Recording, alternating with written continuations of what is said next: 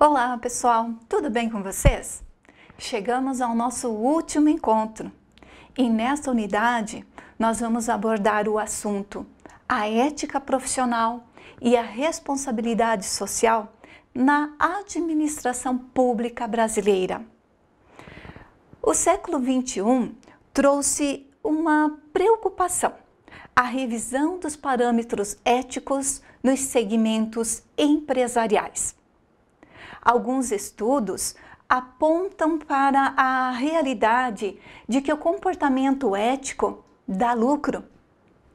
E aí nós podemos pensar, por que isso dá lucro? É porque a sociedade está se cansando de empresas que não cumprem com as suas obrigações ambientais, sociais e morais. E na construção desta ética, cobram também dos gestores públicos que eles comecem a ter mais ética. Mas como relacionar a ética profissional com a responsabilidade moral ao administrador público?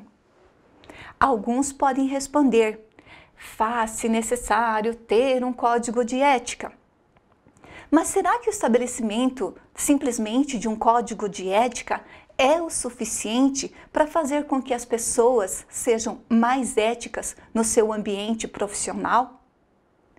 De acordo com o professor Assmann, o Código de Ética Profissional, ele serve apenas e tão somente para promover os interesses egoístas das grandes corporações.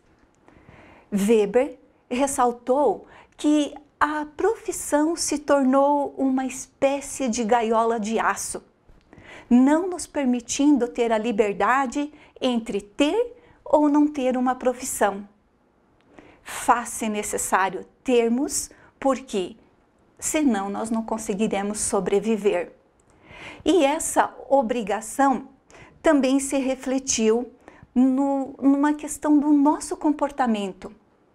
Isso nos tornou mais frios em relação ao semelhante, em relação à natureza, quanto à biodiversidade, quanto ao meio ambiente.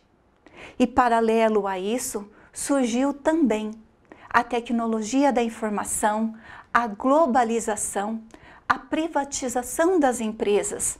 O Estado, ele acabou se encolhendo e as corporações tornaram-se cada vez mais gigantes, inclusive na área educacional, pegando a área acadêmica também. Com isso, a sociedade passou a julgar moralmente as atividades empresariais quanto à sua responsabilidade social, levando muitas delas a se tornarem socialmente responsáveis. Mas nem por isso elas diminuíram o seu vulto de lucros.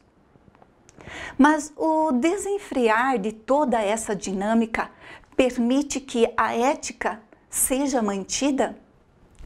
O teórico Friedman, ao escrever a sua coluna intitulada "A responsabilidade social do negócio serve para aumentar o lucro", esclareceu que por detrás de toda essa organização existe uma espécie de fraude de responsabilidade social.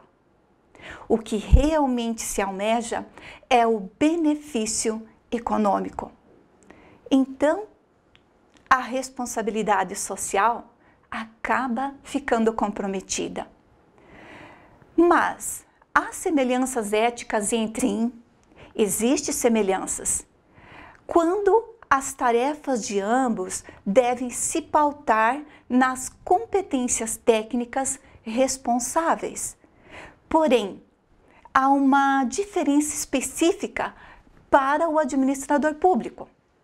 Os seus atos, eles devem ser exercidos para a coletividade, não mais como numa empresa privada que pensa somente na sua definição de lucratividade.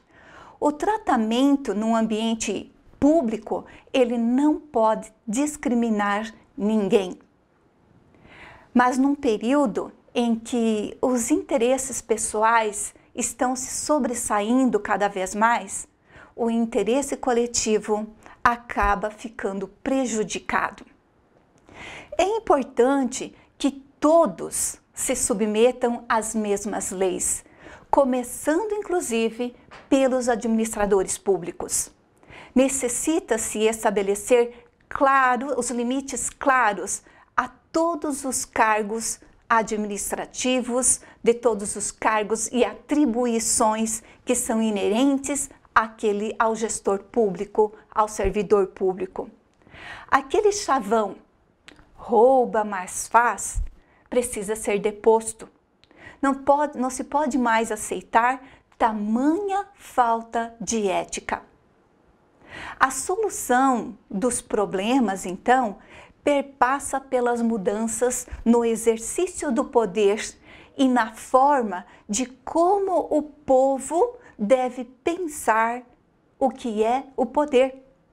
Afinal, tanto quem obedece quanto quem manda deve ser responsabilizado moralmente por aquilo que está acontecendo. Só o cumprimento do Código de Ética Profissional pelo administrador público não é o suficiente para que as mudanças acabem ocorrendo. Isto só vai ocorrer a partir do comprometimento de toda a sociedade. Pois bem, pessoal, estes são os nossos desafios para esta quinta unidade.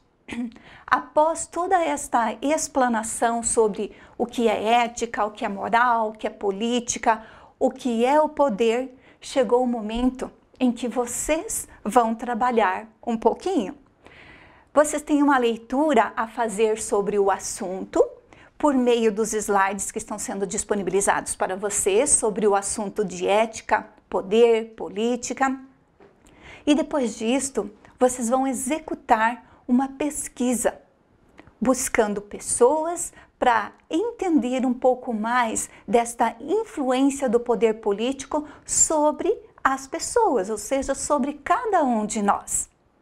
Eu aguardo ansiosamente o envio do material de vocês para que possamos fazer uma leitura e ver todo esse entendimento do que ocorreu durante todo o nosso estudo. Bom trabalho a vocês e até mais!